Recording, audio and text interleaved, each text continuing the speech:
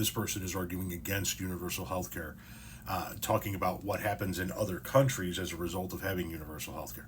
First things first, he also said that you can't just put everybody's money in the country, healthcare money, in one pot, because there are too many freeloaders.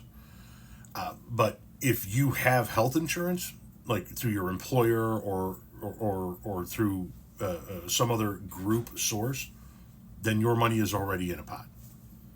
If you have Blue Cross Blue Shield in Kansas, for example, then your money is in a pot with all of the other Blue Cross Blue Shield members in that pool in that state. You're already participating in that type of system. But then he goes on to say that other countries that have universal health care incur increased taxes, reduced choices, reduced quality care, reduced supplies. If this was Trump, you would bitch. But that's not true.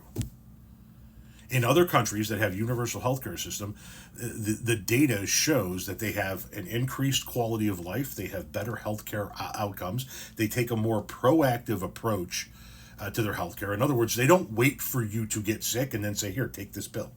They say, here's how we can avoid you getting sick. They say, we're not going to wait for you to get fat and get diabetes, and then we'll treat it. They say, here's how you avoid getting diabetes. They have a proactive approach to healthcare in many of these other countries. So they have increased life expectancy, better healthcare outcomes. Their choices are no different than the choices we have. They have the same choices for medical procedures and medications and whatnot that we have. And they're paying drastically less for all of that, which brings us to the increased taxes portion. Per person in these countries that have universal health care, they're paying thousands of dollars less a year than we are for our health care. You're complaining that they also pay increased taxes, so maybe that health savings really doesn't bear out. But the increased taxes covers all the shit that we pay for. So we've done this in a bunch of other videos. I'm going to do it again. Please get a piece of paper and a pencil or a pen. Pause this video and then come back when you have that information. What I want you to do is, on one side of the paper, I want you to write down what 10% of your gross pay is.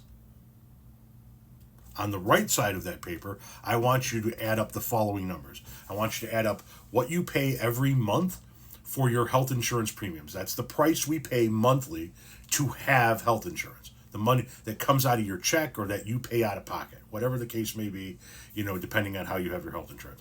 Your monthly premium costs. Then I want you to add up all of the money that comes out of your check for Medicare and Medicaid.